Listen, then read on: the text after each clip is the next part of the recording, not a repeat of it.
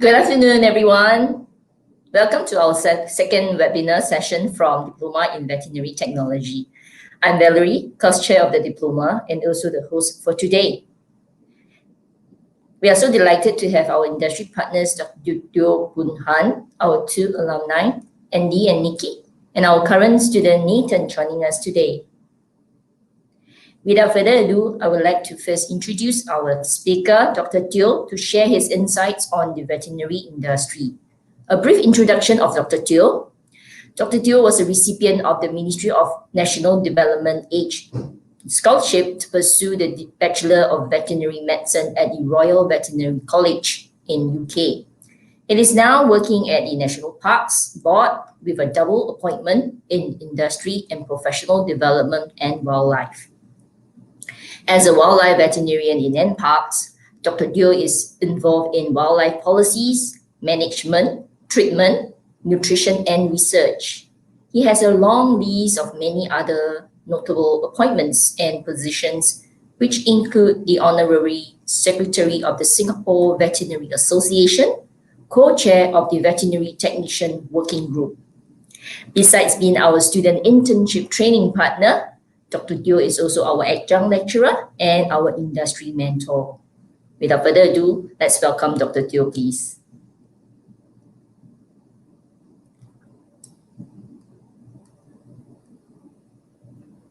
Okay, thank you very much for the introduction. Well, you guys can hear me okay? All right. Yeah. Thanks everyone for joining us today. I'll just share a little bit, just a few minutes on the industry and what it's like. So we've been looking at the veterinary and the veterinary paraprofessional field, and it's part of my work to try to develop the industry a bit more. I think one thing that's lacking in Singapore is firstly, there's no veterinary university. So that's one. So that part is lacking in Singapore. And also the regulation of veterinary nurses and technicians is also not there at the moment. And this is something that we are working closely with the regulators and the association to be with. I think there's a lot of work that can be done. There's a lot of interest, and in Singapore, we see a huge increase in number of pet owners throughout the years. For example, there's more than 70,000 licensed dogs now. In total in Singapore, including fish and birds, everything, there's more than 800,000 pets in Singapore, and that number is increasing all the time, year on year. In addition to that, other than increase in numbers, there's also an increase in pet owner expectations. I think pet owners are able and willing to spend more on their pets, giving them better nutrition, giving them better services, etc. So I think this is a really exciting field to be in, whether you decide to go into companion animal services. On the other hand, there's also a lot of emphasis now to start producing our own food in Singapore, for example, aquaculture. So that's one field that veterinarians and veterinary professionals can play a really important role in. So I think this industry is very exciting now. Yeah. So maybe now I can just pause here and take any questions that you like me to answer.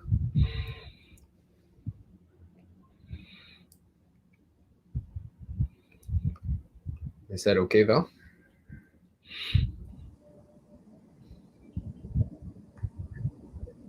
Hi, can you hear me again? Okay. Okay, maybe I have some, maybe just to add on what Dr. Teo has mentioned. I think, just now you mentioned about aquaculture, right? And so there's another aspect that our graduates actually can pursue as a career. Maybe can I ask Dr. Teo, one of the common questions I received from prospective students was the opportunity of obtaining a scholarship to study vet science. So you mentioned that there's no really a veterinary university in Singapore. So most of the time our graduates would travel overseas, to pursue the further studies. Maybe as one of the scholarship recipient, could you share some tips with us how you managed to achieve that? Okay. Yeah, I'm happy to share that. So in Singapore, there are the number of, well, firstly, I guess to study veterinary medicine, we have to go overseas, and it is the reality is it can be quite expensive, and also there are not that many veterinary scholarships out there. NPARKS is one, NPARKS AVS, A-Star is another one, the zoo, and also maybe some research facilities, the Turf Club as well. But these are quite few. There's on average maybe one or two a year that's given out of all in total. I would say, as I always mention to students, whether they come to our premises for internship, it's highly competitive. I would always suggest that you show your passion, and you must be extremely proactive in trying to stand out from your peers, not just in terms of grades. I think grades is one thing, but really showing your proactiveness and being part of the larger veterinary community. For example, being plugged into association, doing volunteer work at animal welfare groups or certain wildlife organizations or NGOs, and getting to know a lot of people who is able to attest to your character and your diligence and your passion. I think most importantly, so that's what I always mention. Yeah, there's always something that you can do with regards to being proactive. And I would highly recommend everyone to be part of the community because, for example, the Singapore Veterinary Association or the nurses chapter that Valerie was mentioning, I think maybe we can share the link to the participants later on. But joining and being part of the community, I think is very important so that people know that your character and your involvement in the animal field. Yeah, I think that's important. Yeah, aside from grades. Okay. For the question. Thanks, Dr. Teo. So maybe just to find out, when you are making a decision to pursue a degree for vet science or vet med, what are the considerations to take note? When you apply, some considerations is that, well, firstly, I think not to be too, in a sense, close-minded, because I guess we all want to be helping animals or being in the veterinary field because we have this particular image of a veterinarian in mind. In the clinic helping animals, playing with puppies. Okay, but in reality, that's not near reality at all. Most of the time, you're covered in dirty things, and you are cleaning kennels, cleaning cages. Whether you are vet nurse, vet tech, or a veterinarian, you have to go out in the field, for example. So I think managing your expectations, knowing exactly what you are getting into, is very, very important, because whether it's a scholarship or not, it's a huge commitment, and it's a 5-year program. It's a very long program, and a lot of people actually fall. The attrition rate in the first year for RVC, where I graduated from, was really high. I think in the first year, in the first few weeks, actually, there were maybe 15 to 20 people that fell out of the vet course just because it wasn't what they imagined it to be. Okay, there's pathology. You deal with carcasses. You need to put animals down sometimes. So these are the harsh realities that I think we should know before we get into it. And the best way is to doing some internships that Temasek Poly has have very strong partnership with many vet clinics and organizations. So I think that's good experience to have, and just making sure that you know what you're getting into I think it's very important. Yeah. Maybe just one more question from me. Okay. So just now you shared more about as you're actually co-chair for the veterinary technician working group. Maybe would you like to elaborate, share more about this veterinary technician working group? How could our current vet techs or vet nurse benefit from it? Yeah, right. I think whether you're a student or you have already graduated and you're practicing as a vet nurse or vet technician, I think it goes back to the point of being plugged in as a community. One of the reasons why we felt, I guess it goes back to the point that there's no veterinary university in Singapore.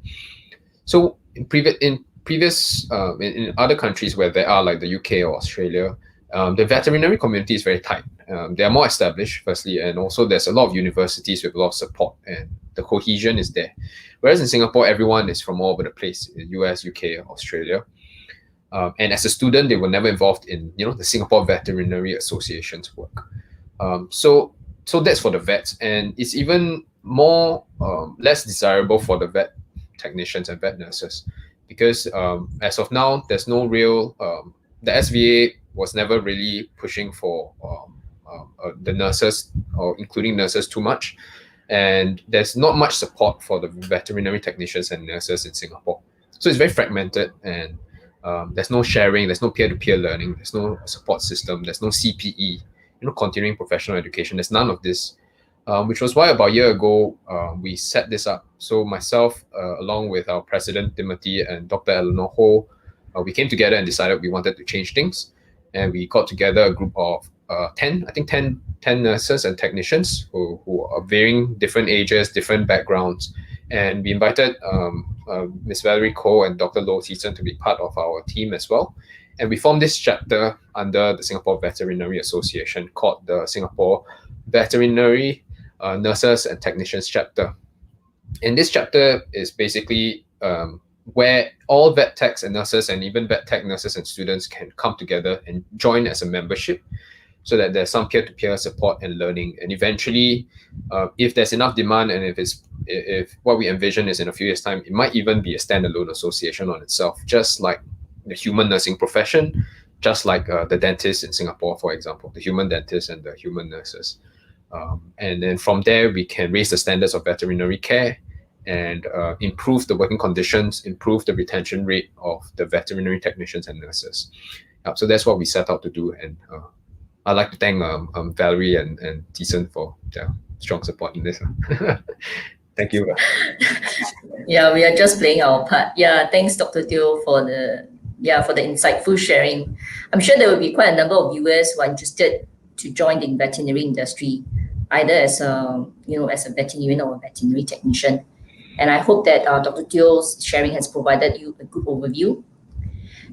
Okay, so thanks again, Dr. Teo. So now the Q&A platform is open for questions. So if you have any questions for our panel of speakers or myself, please see below the scrolling banner, okay, to post your questions.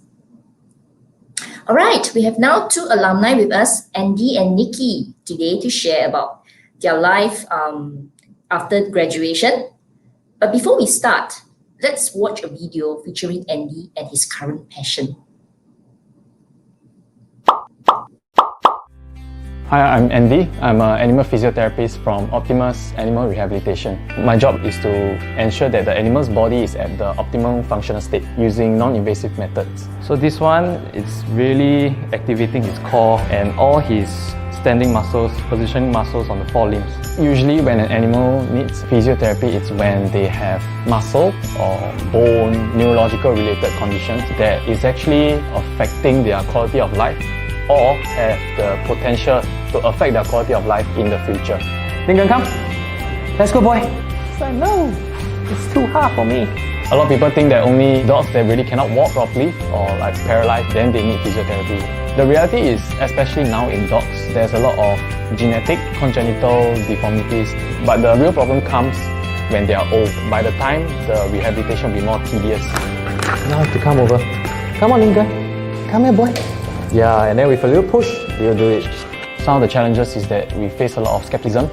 So it's actually very sad that we know there's something we can do to help the dog get better, but it's because the owner wasn't open enough. What an amazing moment.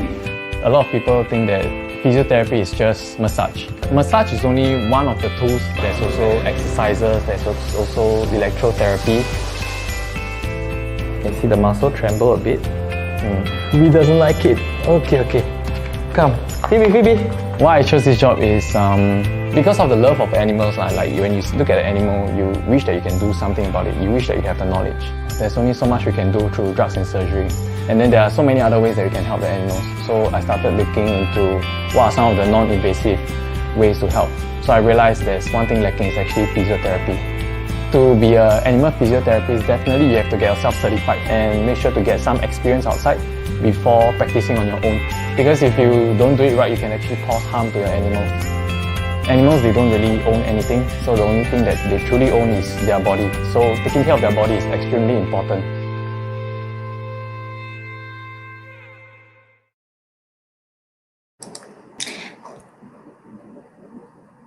Welcome back. So a brief background about Andy. Okay, Andy is graduated from the Diploma in Veterinary Technology in 2016. During his days at TP, I remember Andy as a proactive student in the Sapo Drums Club and a regular volunteer at the animal shelters and school events. Since graduation, Andy's passion grew in the area of animal rehabilitation and pursued a diploma in animal physiotherapy from the College of Animal Physiotherapy in UK. Currently, he is the veterinary rehabilitation therapist at Optimus Animal Rehab. And without further ado, let's invite Andy for his sharing. Andy, please. Hello, everyone. I'm Andy, the founder of Optimus Animal Rehabilitation.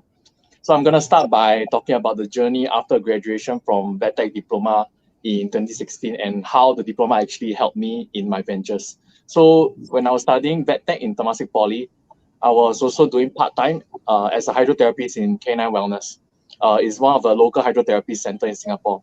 So that is actually when I actually found out about rehabilitation. And during that period, veterinary rehabilitation is actually relatively new. And in fact, even now, it's also a very fresh space in the animal industry. So when I found out about rehabilitation that year, that was when I actually see there is actually a need in this kind of rehabilitation because it was really not available, and we do see like the benefits it has on a lot of animals in Singapore. So that's when I decided after my graduation in VetTech, I wanted to pursue in this space of this animal industry. So during my 2 years of national service, I actually applied for further studies in UK in the veterinary rehabilitation field and eventually started this company last year, September. So I would say like the exposure VetTech diploma course has actually equipped me in those 3 years, definitely laid a very strong foundation when I was pursuing this career in the veterinary rehabilitation. And it also has given me an edge over a lot of other students as well because of the exposure, the experiences that this diploma has provided us. And not only it has given me the confidence to operate my service, it has also gave my clients a lot of confidence in me. Yeah. So when they know that we are actually certified in a very recognized institute in Singapore, Temasek Poly, and this helped them to build a lot of trust and confidence in our therapists when we are operating on their animals. So I would say that me and my other classmates who are still in the animal industry, we are definitely very grateful because this diploma has definitely given us a lot of useful information and knowledge and skills in many aspects of our career. And I would say for some of my other classmates who are not in the animal industry anymore, I think most of them, they don't have much regrets pursuing this diploma because like they always remember that actually they have the courage to dedicate 3 years of their life to learn all about what they're truly passionate in. So if like us, you have the passion for animals and not sure if this is the right thing for you, I would say do spend more time to ask around, find out more about people who are actually working in this industry, and ultimately understand that there's a big difference in loving to play with animals and actually being passionate to serve in this industry. Yeah. So with that, I have finished my 5 minute sharing. Thank you, Ms. Cole. Thanks, Andy. So just want to find out what are the current career prospects for this industry since it's so niche? Current industry as in the animal industry or the rehabilitation? The animal rehab. What are the career prospects? Career prospect. I would say like it's so niche and very new. So there is definitely a very huge potential for it to grow and a very huge space for development. So like now in Singapore, currently there's about, I think, about three rehabilitation centers in Singapore, and there's only three. And like what as mentioned before, there's so many pet owners in Singapore, and there's only 3 centers. So you can see that there's so much space, and also there's a lot of things about rehabilitation itself, a lot of technical stuff that we haven't really looked into it, and there's so much more to explore inside. Yeah, so I would say the career prospect is relatively promising and it's exciting for me itself when I'm inside the industry. I find it's very exciting. Thanks, Andy. So was it very challenging when you actually, because it's kind of like quite a new thing, right? Especially for pet owners, at least a few years back before. How do you actually, convince them, about taking up this therapy for their animals or for their pets? I think it's an excellent question. So, where do I start? Okay, so usually, like thankfully, there's actually rehabilitation for humans like long time ago already, and we have also have quite a few vets in Singapore. They do support in the holistic way to treat animals, and with the support of these vets, and also with the support of like the knowledge of like human physiotherapy rehabilitation, we are able to explain to the owner in a way that they can actually relate to their own aspects. Yeah. So usually how we explain it, we just explain it using the human context so that they will understand, oh, actually there's a need for this. Like every time when we like when I head out or people ask me what do I do, I say like, oh, I'm a animal physiotherapist, and they say, wow, animals also need physiotherapy. And so that's when we started explaining, like in the video we mentioned, like, animals, they don't really own anything. The only thing that they really depend on is their body. So like us, we know that animals, they also age, they get injuries, their body deteriorate like us. So when we get old, we need to exercise, we need external therapy to support our body. So like animals, they need that as well.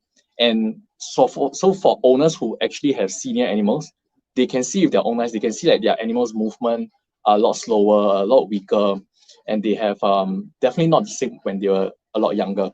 So they can see themselves. So when I explain it, like what we do, how we can help the animals, it immediately click with them. Yeah. So when we started a therapy, they start to see results, and that is when they like, wow, this thing really works, and it makes a lot of sense now. So from there, they start to tell their friends about it, and we also use social media. And I think like in schools, like I think Temasek Poly, and the other schools that offer veterinary related courses, they also start to raise more awareness in this field. Yeah. So and then again, it's a very exciting industry to be in. Yeah. Thanks, Andy, for the interesting sharing. Currently, the animal physiotherapy and rehabilitation services are in demand as more pet owners are aware of its therapeutic effects. So to our viewers, perhaps it could be one of your career options in future. Thanks, Andy. I'll come back to you again later for Q&A. Okay, so now we have another alumni, Nikki, who will share about her plans and share about her experience and learning journey after she graduated from TP. So just an introduction. Nikki graduated from the Diploma in VetTech in 2015 before she pursued a degree in Tropical Environmental Biology in Monash, which is actually located in one of the Malaysia campus. So during her degree, she also had the opportunity to do an exchange program at the Monash Clayton campus in Melbourne, Australia. After graduation in 2018, Nikki started her career as a research assistant at the Lee Kong Chian Natural History Museum, located at the University of Singapore. Her hobbies include playing the bass guitar and painting. Let's hear from Nikki about her journey with TP as well as her work experiences at the Lee Kong Chian Natural History Museum. Nikki, please. Hi, my name is Nikki, and I'm currently working as a research assistant at the Lee Kong Chian Natural History Museum. The research project that I'm involved in aims to get a snapshot of the existing insect population in the forest, and then we can use this information to gather data pertaining to our local insect diversity, and to help in environmental monitoring plans such as ecosystem functioning and landscape remediation assessments. So insects belong to the phylum Arthropoda, which is the biggest phylum in the animal kingdom. They are therefore very vital to the functioning of the ecosystem and are hence useful candidates for biomonitoring purposes. So this project is being carried out over the span of 2 years, and it is split into a few phases, the main bulk of it going to data collection. So in order to get good data, we would conduct fieldwork twice a week, and then monthly night surveys in the forest. So an average day of field work would be from about 9 in the morning to 3 in the afternoon, depending on what we had to do that day and on whether the weather is cooperating with us. For example, there were times where we had to cut our fieldwork short because of heavy downpour. And for the night surveys, we usually conduct fieldwork from about 6 to 10 p.m. Needless to say, being in this field can be quite physically challenging. Apart from that, planning had to be done on a weekly basis prior to the actual days of fieldwork to ensure that it would be carried out smoothly, because every week we could be doing different things. Because we've been so regular with our sampling, we have collected vast amounts of data, which can be quite overwhelming because we had to oversee the entire specimen processing, sorting, and curation. So when we bring back our samples from the forest, we would begin to sort them into the different insect groups, usually to order and family level. And then we would head over to the lab to conduct molecular work. And this is what we are focusing on right now, because we are actually done with the fieldwork component. So other duties include hiring interns for the project, which was actually really fun and a very new experience for me, doing logistical and administrative duties. As an alumni of the VetTech Diploma course in Temasek Poly, I have to say that several of the modules I took are definitely relevant to what I'm doing right now, especially since I'm dealing with a lot of data and molecular work. The only difference is that I realized I prefer studying animals to treating animals. So after that, I went on to pursue a degree in tropical environmental biology, which really opened my eyes to the field of research. And because of my poly education, I managed to get a semester off, which means I completed my degree in 2.5 years. So I first started off as a part-timer at the museum and eventually landed my current role. Most of the people I've met in research are extremely passionate in what they do. So passion would be the number one thing that you need to have to be in research. Other than that, you would need to be able to communicate well, summarize project results, think critically, analyze large amounts of data, and be adaptable, because I can assure you there will always be changes happening, especially on short notice. I think most research assistant jobs generally require a degree, but there are positions in the museum that also take in diploma holders as well, which are honestly, to me, just as fulfilling. The museum is more than just research, and in fact, I helped out in a few of the events, and several colleagues and I even formed a band, and we performed songs during their 5th anniversary. Truth be told, when I was still in Temasek Poly, I would have never in a million years thought I'd be working with insects. So you could say that this role really gave me a newfound appreciation for these guys. And I can definitely see myself working with them in the future as a career. In fact, right now, I'm keen on exploring the field of agricultural entomology and maybe even joining the industry. With that being said, I highly recommend people trying new things, especially for those who don't necessarily know what they want yet. And that brings me to the end of my speech. Thanks so much for having me. Thanks, Nikki. So just now, I think there was some photos shared of the work that you have done. Maybe you want to elaborate on the few photos that you have shared. Oh, okay. Yeah. So maybe just share about what you are doing there, and then seems like you are doing really a lot of physical work. Yeah. So that black and white thing that looks like a tent is basically a type of insect trap called a Malays trap. So basically, the way you set it up in the forest, it's you kind of intersect the insect's flyway, so they will fly into the black portion of the trap, and then you notice that the top part of the trap is white, so it lets the sunlight through. So insects generally tend to crawl up towards the sun because they want to escape. So they'll crawl towards the top, And at the apex of the tent, you can see, I'm not sure if you can see, but there's like a collection bottle. So that's where all the insects will drop inside. So setting this up, it really depends on your environment. So there's like, the trees are not always going to be positioned the same way. So you have to like adapt and think, or like, okay, so where am I going to tie this rope? Where am I going to tie that rope? And then in this case, I was in a situation where I couldn't reach the top. So I had to sit on my colleague's shoulders. In fact, there were many instances where we had to do this. Yeah. And then the first picture, I'm actually standing on my colleague's shoulders. And I felt really bad for him. He was like, just keep standing. It's fine. That was okay. For the third photo, it's like a really dense lalang field. Sometimes the lalang grass is really, really sharp. It can actually cut you. So sometimes I would hold something in front of me to like block my path to like prevent the grass from scratching me. And then sometimes it can be so dense that you cannot see where your foot is going. So sometimes like there were times where I just like drop into a hole, but it's okay. Like the grass itself also cushioned my fall, so it was fine.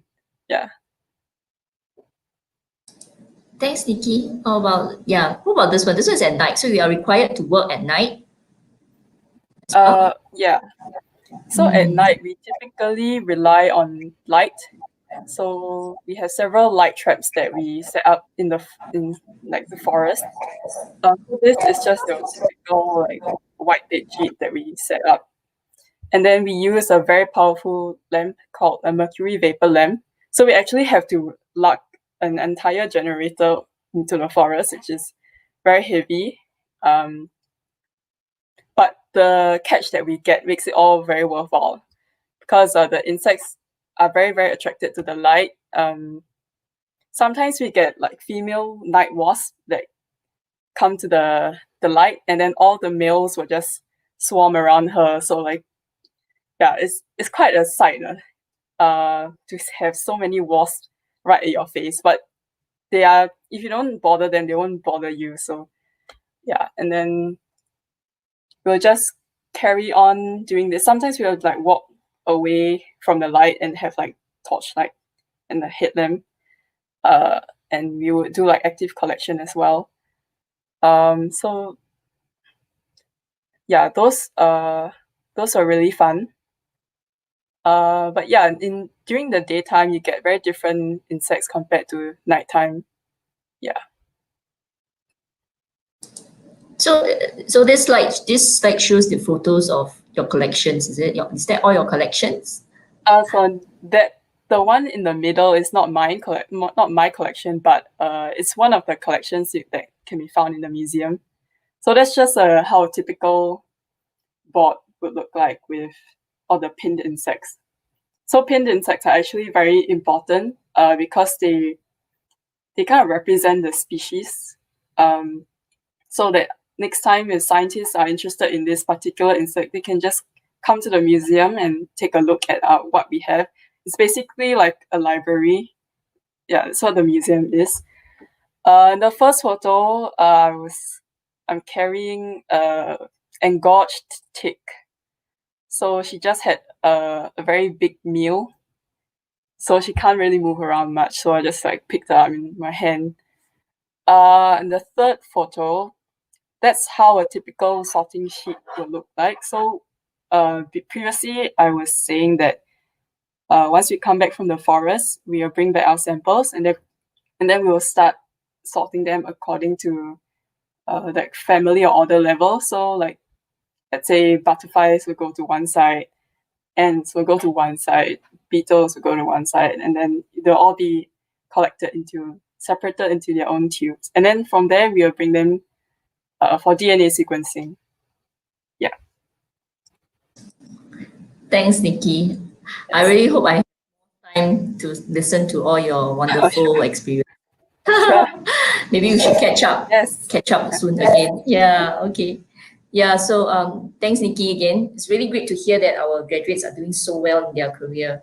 to all our viewers, if you have yet to visit the Lee Kong Chian Natural History Museum, please do so, where there's Please come. 20 over thousands, 2,000 over specimens on display, including dinosaur fossils and sperm whale. Wow. So please mark it in your checklist for this school holiday. Okay. Yes. Okay, before we invite our last speaker, we would like to share another video about a short introduction of our course. If you are passionate about working with animals and love science, the Diploma in Veterinary Technology is perfect for you. Hi, my name is Nigel and welcome to the Center for Aquaculture and Veterinary Science. This 4-story building was designed for research and teaching of this course. Right here is where all the fun and exciting learning happens. Let's have a look.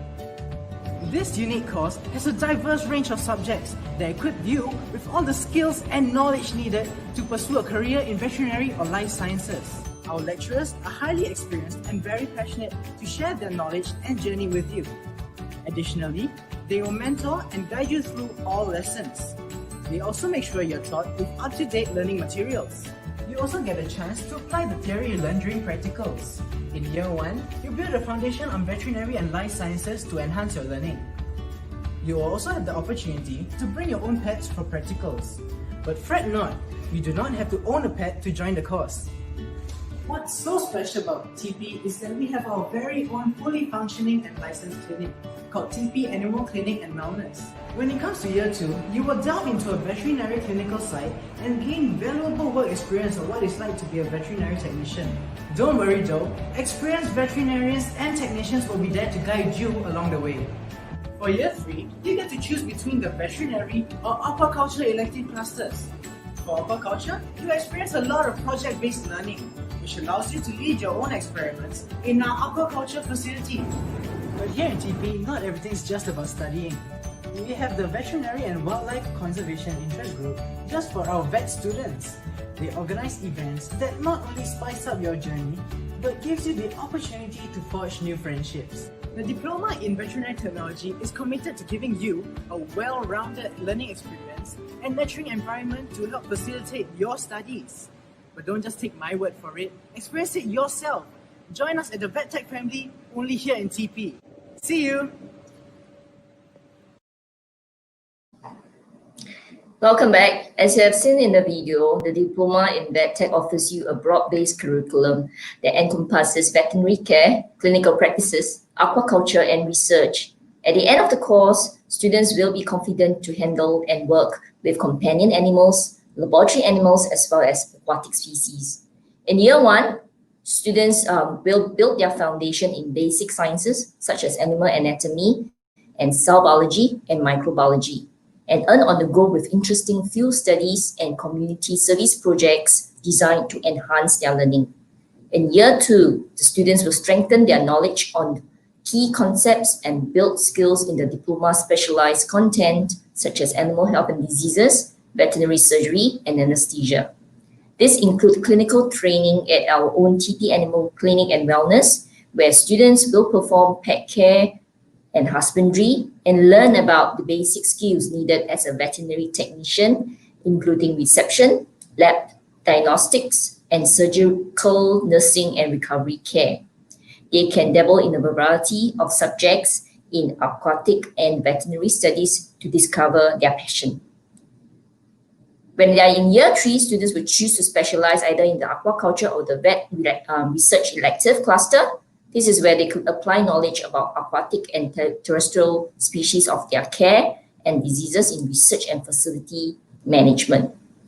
So through the project-based learning, they will be able to apply what they have learned on the projects. Students will also choose, students will actually choose the aquaculture elective, will learn about the latest aquaculture technology for sustainable aquaculture and post-harvest technology on fishery product quality and food safety assurance. In the vet elective cluster, the students will offer training on the care, breeding, handling, and husbandry requirements of small and large animal use as animal model for research. But besides this diploma specialized training, TP also offers what we call as TP fundamental subjects, TP Fund in short, which the objective is to develop key attributes in our students for the future workplace. This broad-based nature of TP Fund will ensure that every student acquires key soft skills such as leadership, critical thinking, and effective communication, traits that's necessary to excel in the new age workforce. Finally, we have one last sharing by our Year 3 student Nathan from the Veterinary Research Elective Cluster, who is now interning at the Animal Veterinary Service at NParks. Nathan, over to you. Hi, thanks, Ms. Koh. Hi, everyone. So my name is Nathan, and I'm currently an intern with NParks under AVS. And today I'm here to give you a perspective from the students' point of view as to what we go through during our 3 years. So this may be slightly more relevant to our viewers who are deciding whether or not to really pursue this diploma, and even our junior students looking forward to their more senior years. Now, before I actually go into the details, I think to sum up my experience so far, the diploma has really equipped me in 3 different areas. The first area is practical skills. So from the video that you saw earlier on, a lot of the learning that we actually do is hands-on. You are handling real animals, you are looking at problems and solving problems that come from real cases from the clinic downstairs, for example. Some of our lecturers are also vets in the clinics downstairs. And so they provide us with very practical and very real problems to look forward to. The second area is interpersonal skills. This is when skills like client communication, networking, even persuasive communication, some of our TP fundamentals. When put together, this gives us a very comprehensive approach to being a very capable vet tech. And last but not least is also the opportunities that the diploma gives us. So clinical attachments, both in school as well as outside. We actually spend quite a bit of time making as many mistakes in the clinic downstairs before we go to the real clinics outside. And I think that's one very strong advantage TP has compared to any of the courses that are similar in nature. The internship experience as well is varied. Due to COVID this year, I think unfortunately, almost all our students are in Singapore. Actually, all of our students are in Singapore. But during normal times, the internship is so varied in the sense that there are students overseas in universities, in all sorts of countries and different settings. And so these are the things that I think really set apart TP's diploma. Next slide, please. So I chose this photo to showcase because I think it really sums up a lot of the skills that we put to good use. So this photo is actually one of the operations that NParks actually runs, where we actually go out and vaccinate some of the dogs that are owned by some of these floating farms in Singapore. And as you can see, the vet techs here are working with the vets very closely, and everything that's happening from the way they are restraining the animal to even how we communicate with the clients at that point in time. These are all skills that we learn. And so there are very many opportunities to put all these skills to good use. And I think it's made all the difference in these 2.5 years for me. Yeah. Next slide, please. Just to give you an insight into my personal experience so far for my internship, some of the very positive experiences I've had is really being able to apply what I've learned. When it comes to modules like surgery and anesthesia, husbandry, even nutrition, these are all things that I have to recall and use on a day-to-day basis here in NParks, where we manage multiple species of animals. But there's also a lot of room for growth because not everything can be covered in the classroom. So for example, when we are working in shelters, for example, or even in normal private clinics, euthanasia is a topic that's not easy for many people to deal with, and that includes vet nurses as well, more so for vet nurse students. And so dealing with emotions and psychological struggles, compassion fatigue, burnout, these are all things that you have to learn on the job. And while they're not the easiest to actually teach, they are still very real topics that must be learned and overcome slowly, I guess. So these are the things that I'm also dealing with during my internship. And last but not least, I think I prepared one last slide just to summarize the costs for anyone who's looking to explore this diploma. I've heard from a lot of O-level graduates, about how intimidating the very low score, the low entry requirement is. And I think one tip that I can really offer is that if you are passionate about a topic or a subject, I don't really think it matters, which course or which school you go to. If you challenge yourself, if you push yourself to achieve the goals that you've set up for yourself, it will be difficult. There will be challenges that you don't see coming. And so what really matters to me, or what I think can really help, is the attitude that we have towards facing these challenges. The second thing is a point that has been covered by most of our speakers today, which is the course is not just about cute and cuddly animals. And that's the reason I've chosen these two photos to actually help everyone kind of visualize what it is like to work with animals. Most of the time we are working with animals like the dog at the bottom, who are really sick, debilitated, in need of your care. And that goes beyond just wanting to hug and play with cute animals. So I think this sets a very realistic expectation for those who are wondering what it's like. But of course, when these cute little puppies and kittens come in, that's a bonus also. Last but not least is the point on challenging yourself. If you aren't sure of how passionate you might be about vet science or vet nursing, I do strongly encourage you to find out more first. And once you have all the information, I really encourage you to challenge yourself to come and really contribute to this industry as a vet nurse. Yeah. So yes, with that, I have come to the end. Thank you so much. Do we have any questions? Thanks, Nathan. Maybe also, as you mentioned about the O-levels, so actually most of our students got in through the JAE route with their O-level results. But there are also a couple of coming from A-levels that's joining this diploma as well. So maybe as you have been through the education in junior college and polytechnic, what do you think are the differences in terms of the curriculum and the learning environment? So for me personally, I made the active choice to pursue this diploma compared to going to the local unis to study something like life science, for example. And the reason behind that was really the idea of purpose. I knew that if I were to pursue a degree that was something I wasn't passionate in, I wouldn't perform as well as perhaps coming to this diploma and really doing something that I feel gives me meaning every day and something to look forward to. And so in that sense, although they are on different levels, your degree and your diploma, I did choose this longer route, knowing that there will still be many possible career options ahead. And the best part is that I know I have purpose and passion in what I'm doing.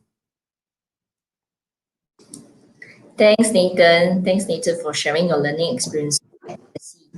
So to our viewers, one of our highlights at ASC is to enhance capacity for applied learning and lifelong learning and to enhance employability. So the School of Applied Science has incorporated work-based learning for all our Year 3 students. Our structured 6-month student internship program allows early entry and seamless integrations of our TP graduates into the workplace. So you can look forward to exciting local or overseas internship in various industries such as research laboratories, fish farms, wildlife reserve, and veterinary clinics and universities. So thanks again, Nathan. Now is the Q&A session. If you have any questions for our speakers or myself, please feel free to post the questions on the platform.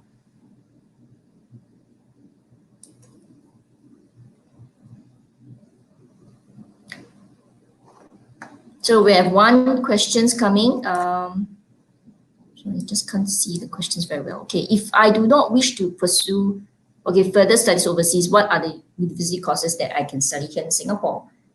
Related to the so most of our students or graduates actually went on further studies in NUS and NTU.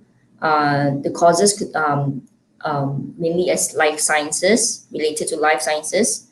Some of them actually went into healthcare, occupational, such as occupational therapy, speech therapy, and even radiography. Okay, so these are all relevant courses that our graduates can pursue. Yeah. Okay, so there are actually there's also one student, I think a group of students actually went into environmental science as well in NUS. So there are actually a lot more choices nowadays. Thank you for the question. Next question.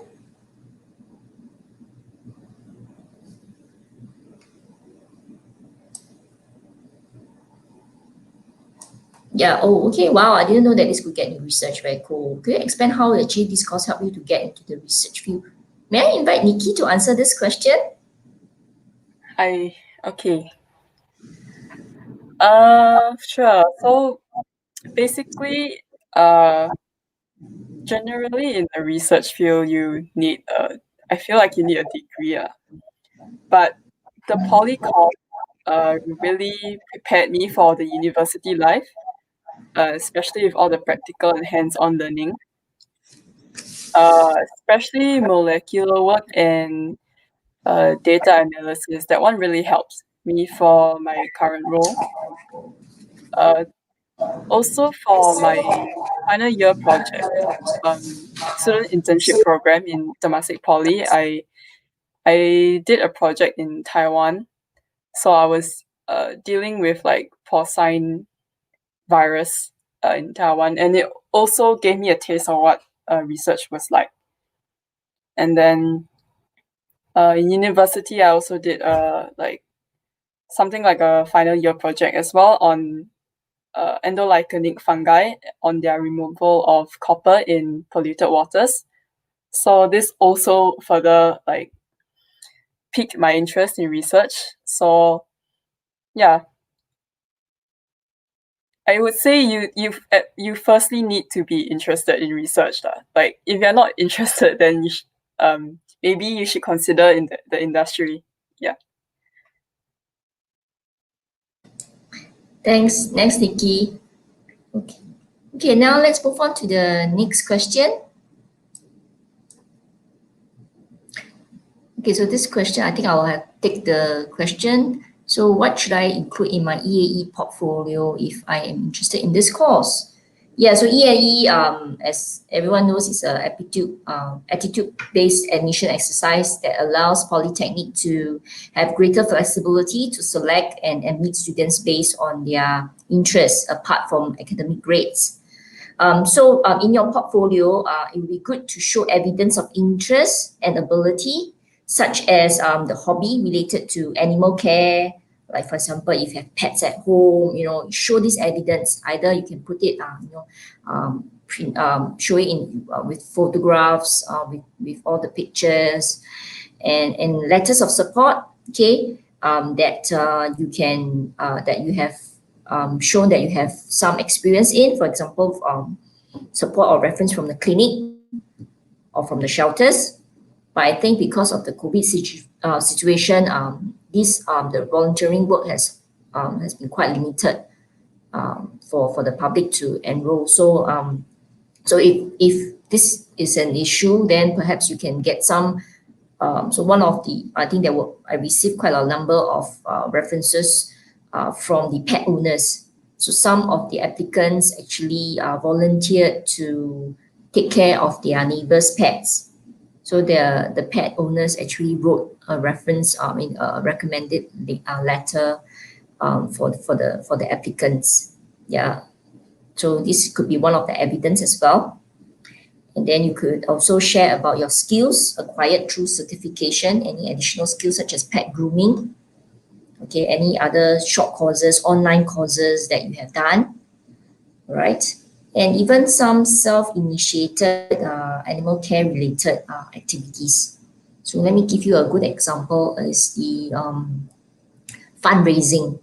So a couple of our EAE applicants actually also shared how they actually plan a fundraiser for needy shelters, and designing of, for example, tote bags to sell in their fundraiser. This can also be part of the evidence to be included in your portfolio. Other than that, you could also include your evidence of leadership and teamwork, okay, because these are very important attributes to work in the vet industry, be it as a vet tech or vet nurse, or even in research. These are very important skills. So teamwork, okay, for example, involved in CCA or even class committee. Yeah, show that as well. Okay, so I hope that this will give you a good overview of what you should include in your portfolio. Thank you for that question. Next question. What would be what are the other careers options that available from this course? Would be able to pursue a career that would work closely with pets as a career in future? From pets, yes, definitely. So pet trainer and pet handler is definitely one of the career that you can actually pursue after the diploma. Okay. So due to the broad-based curriculum, actually our students are given opportunities to work with many different animals or species in various aspects. And actually we have our students actually exposed to very diverse projects ranging from marine conservation to aquaculture, and now even on animal rehabilitation and biomedical research. So as you can see at the back of my background, right, that's the Center of Aquaculture and Veterinary Science, where there's a lot of training and research going on. Yeah, so with all this hands-on training, work-based training and learning, you definitely have more hands-on experience to work with animals. Yeah, thank you. Any other questions?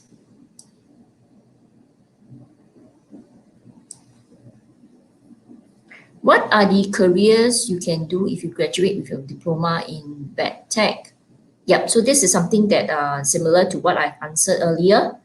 Yep, so you can go into marine science, conservation, even research, biomed, not just animal. You can even go to human research because of the transferable skills in our subjects.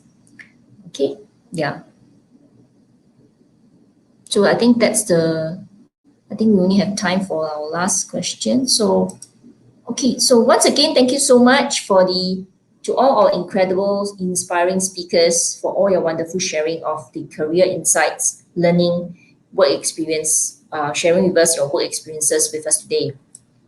To our viewers and our prospective students, though we cannot answer all your queries today, hope this chat session has given you some ideas of the possible career opportunities if you join the Diploma in Vet Science or Vet Tech. We have our open house in January, so do join us then, and more details will be released on our website. Last but not least, other than the full-time courses, there's also an array of part-time courses offered by the School of Applied Science. For courses related to aquaculture and veterinary industry, we have the part-time diploma in applied science, in aquaculture and in veterinary technology. So after you graduate from the diploma in vet tech, you can also pursue or enhance your knowledge and skills in the veterinary wellness and rehabilitation. Okay, something very similar than what Andy has been doing. And this is offered in a 1-year specialist diploma in veterinary wellness care. There's also this work study diploma and post-diploma program that are offered in all our 3 part-time courses. So work study program, WSP in short, is a series of skills future work study program offered by institutes of higher learning and appointed private providers, targeted at our fresh graduates from ITE or Polytechnic. So WSP will provide them with a head start in their careers related to their discipline of study, give them more opportunities, okay, to build on the skills and knowledge they acquire in school through a work study arrangement.